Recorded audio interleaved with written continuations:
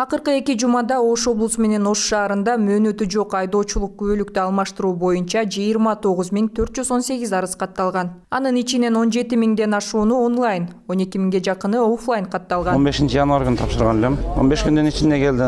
Мен өзүм убактым болбогон үчүн бүгүн келдим. Келсем келип калыптыр, алып кеттим. Теминен 7:30-да келгенмин. 8'de açıldı. Talon aldık buna. 113. очередь. Şimdi oturağız kütüp. Elektron очередь aldık. Очередь kütüp oturağız.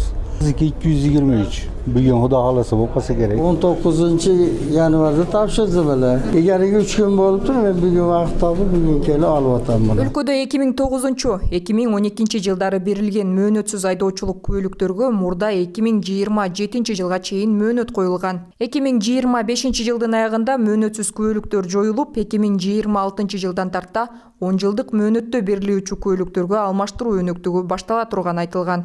Былтыр декабрда жана быйыл январдын башында мөөнөтсүз күбөлүктөрдү алмаштырууга баргандардын кезеги узарып, нааразылыктар күчөгөн. Айдоочулар көбүнчө 083 медициналык маалымкат алуу үчүн көп убакыт кетиргенин билдиришкен.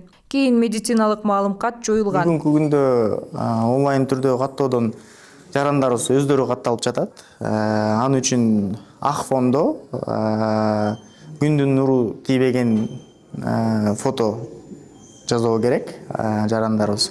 Ошонун негизинде бул жактан тастыкталып, андан кийин печатка кетет.